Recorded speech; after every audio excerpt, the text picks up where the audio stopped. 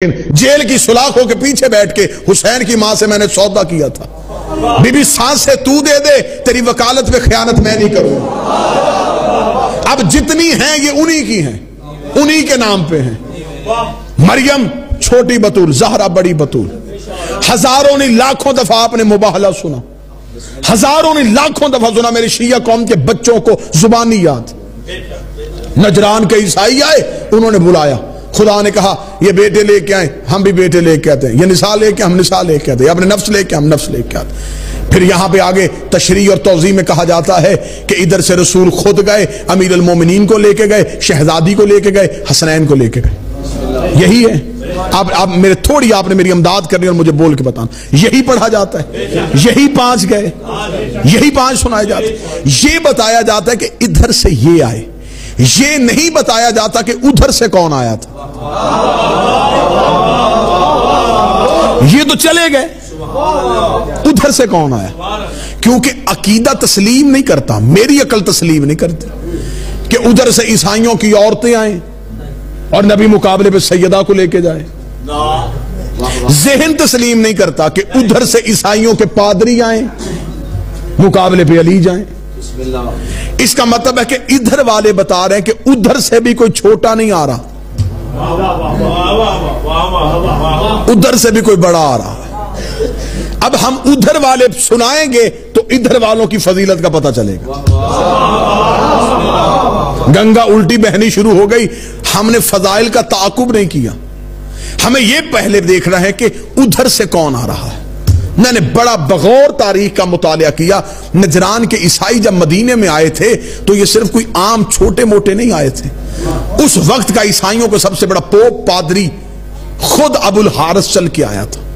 اس کے دو جانشین تھے، عبد الوسیع اور عبد المسیح، یہ دونوں کو ساتھ لے کے آیا تھا۔ اور اس کے بارے میں عیسائیت میں یہ عقیدہ پایا جاتا تھا کہ اس کا جناب عیسیٰ سے توسل تھا، یہ جناب عیسیٰ سے ملاقات کرتا تھا، یہ خود چل کے آیا تھا۔ اس کی ابرو جھکے ہوئے تھے، چل نہیں سکتا تھا، بستر بیماری پہ رہتا تھا۔ جب یہ مدینے آیا مباہلے میں تو اس کا بیٹا اسے اونٹ پہ بٹھا کے لے کے آیا تھا۔ جب یہ مدینے پہنچا تو یہ 2 دن مدینے میں رکا ہے۔ 22 ذی الحج کو یہ پہنچا ہے، کچھ روایات کہتی کہ 21 کی رات کو یہ 70 عیسائیوں کا وفد پہنچ گیا، 24 ذی الحجہ کو مباہلہ ہوا۔ مجھے مباہلہ نہیں سنانا، مجھے یہاں پہ ایک حقیقت آپ کے سامنے عریاں کرنی، ایک راز آپ کے سامنے پنہاج جو ہے چھپا ہوا، جسے بار بار تاریخ میں چھپایا گیا، وہ واضح کرنا۔ جب یہ آیا تو جب یہ مدینے میں بیٹھ کے رسول کے ساتھ انہوں نے اپنی بحث شروع کی۔ عیسائیوں کے ہاں ہے تسلیس، 3 عقیدے ہیں عیسائیوں کے۔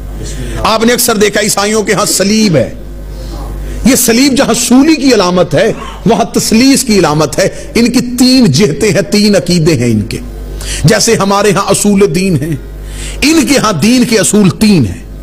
ان کا عقیدہ ہے روح القدس یعنی کہ جبریل، اللہ نے کل اپنا اختیار جبرائیل کو دیا ہوا، اور اللہ جب چاہتا ہے روح القدس یعنی کہ جبریل کا روح بن کے زمانے میں آ جاتا ہے۔ ان کا دوسرا عقیدہ ہے کہ مریم سے افضل نہ کوئی عورت تھی، نہ ہے نہ ہوگی۔ تیسرا عقیدہ ہے کہ عیسیٰ سے بہتر نہ کوئی مرد تھا، نہ ہے نہ ہوگا۔ یہ ان 3 عقیدوں سے ہٹنے کے لیے تیار ہی نہیں۔ یہی 3 عقیدے ابو الحارث نے آگے نبی کے سامنے رکھے۔ اس کا روح القدس کے پاس اختیار ہے، مریم سے بہتر کوئی عورت تو ہو ہی نہیں سکتی، عیسیٰ سے بہتر کوئی مرد ہے ہی نہیں، کیونکہ ماضی میں بھی کوئی ایسی بطول ایسی عورت تھی نہیں جسے اللہ بغیر شوہر کے بیٹا دے۔ نبی دلیلیں سنتے رہے، نبی قرآن پڑھ پڑھ کے سناتے رہے، نبی قرآن پڑھ پڑھ کے سناتے رہے۔ آخر جب قرآن پڑھ پڑھ کے سناتے رہے ابو الحارث پہ کوئی اثر نہ پڑا، آواز قدرت آئی، فمن حاجک من بعد ما جاءک من العلم، تو علم پڑھ پڑھ کے سنائے جا رہا ہے، دلیلیں دیے جا رہا ہے، یہ ماننے کے لیے تیار ہی نہیں۔ یہ کیا کہتے ہیں کہ جبریل سے بہتر کوئی صاحب اختیار نہیں ہے، مریم سے بہتر کوئی عورت نہیں ہے، عیسیٰ سے بہتر کوئی مرد نہیں ہے۔ انہیں کہ ایسے ہے تو پھر ایسے ہی صحیح، یہ مریم کو لے کے آئے ہم سہرا کو لے کے آتے ہیں، یہ عیسیٰ کو لے کے آئے ہم حسنین کو لے کے آتے ہیں، یہ جبرائیل کو لے کے آئے ہم استاد جبریل کو لے کے آتے ہیں۔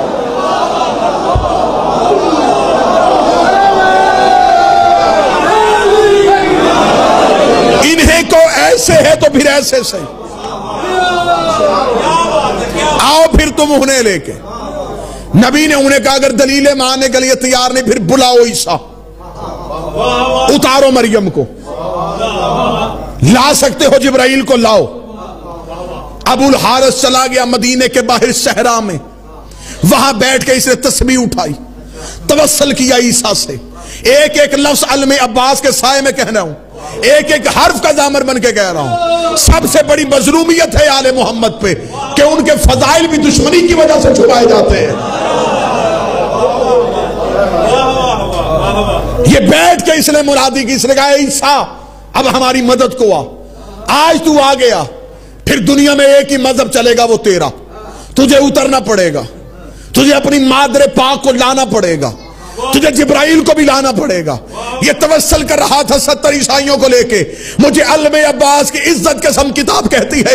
उधर से पंजतन मदीने की गलियों से निकले, अबुल हारिस अपने अब्रुओं को उठा के खड़ा हुआ, इसने आते हुए इस पंजतर को देखा, इसने दोनों हाथों से अपने ईसाई दोस्तों को, अब्दुल वसी ईसाई पादरियों का, फौरन जमीन पे बैठ जाओ, सिर्फ इतना जुमला नहीं, मैं कुरान पे हाथ रख के कहने को तैयार हूं। इसने कहा फसजदू इलैहि, इनकी तरफ मुंह करके सजदा कर दो, इनकी तरफ मुंह करके सजदा कर दो। पादरियों ने कहा तूने किसे देखा? उसका मुझे नहीं पता, इनमें कोई मजदूर आ रही है तो कौन है, लेकिन जो भी आ रही है मरियम उसका पल्लू उठा के आ।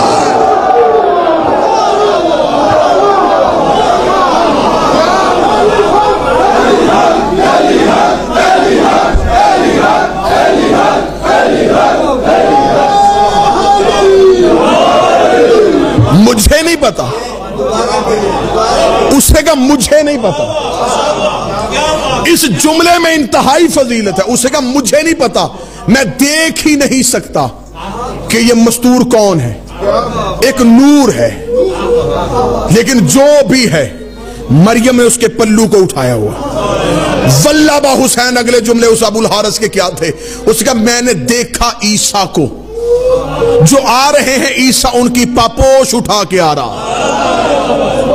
वो कदम उठाते हैं, ईसा अपना हाथ उनके पांव के नीचे रखते और दूसरे हाथ से इशारा कर कर हट जाओ, हट जाओ, इनसे मुकाबला ना करना।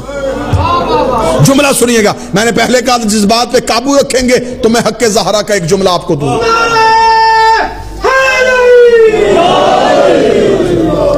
फसजदू इलैहि, इनकी तरफ मुंह करके सजदा कर दो।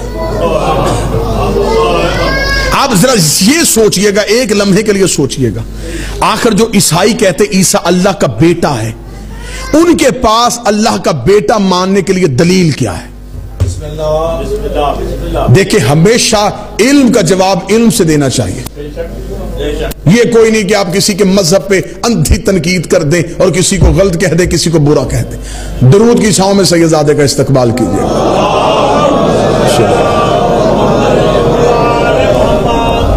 बिस्मिल्लाह सल्लल्लाहु। इजाजत है मैं दो जुमले आपके सामने पेश। आखिर ईसाई कहते हैं कि हजरत ईसा अल्लाह का बेटा, कोई ना कोई दलील तो होगी। पूरी दुनिया में ईसाई राज कर रहे हैं, नित नई जितनी भी साइंस की इजादात आ रही हैं वो ईसाइयों के हाथों से निकली हुई। आखिर उनको अपने मजहब पे कोई ना कोई बात तो है जिसकी वजह से वो कहते ईसा अल्लाह का बेटा है। जो उनके मजहब की बुनियाद है वो उनकी बाइबल में, अंजील में लिखी हुई है। अदियान आलम से जब आप अपने मजहब का मुवाजना करेंगे तो फिर हमें हर दीन को पढ़ना पड़ेगा कि हर दीन की बुनियाद क्या है, फिर उस बुनियाद को हमें अपनी दलील के साथ रद्द करना पड़ेगा। ईसाइयों के हाथ दलील पाई जाती है जो उनकी अंजील में है।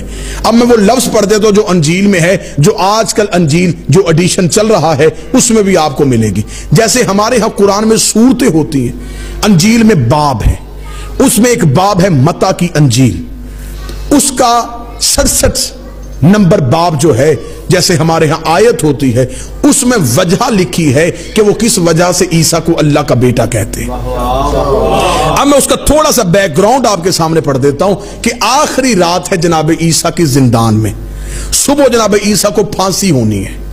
दरवाजे पे खड़े हैं 12 हवारी ईसा के, जो जानशीन है ईसा के। उन 12 हवारियों ने ईसाइयत को फैलाया है। उन्होंने जमाने को बताया कि ईसा अल्लाह का बेटा है। 12 ईसा ने नहीं कहा कि मैं अल्लाह का बेटा हूं, 12 हवारियों ने कहा कि हमें ईसा कह के गए कि मैं अल्लाह का बेटा हूं। उसकी वो बुनियाद क्या बताते हैं? मत्ता की अंजील में उन्होंने लिखा, अब जो लफ्ज है क्योंकि वीडियो कैमरे के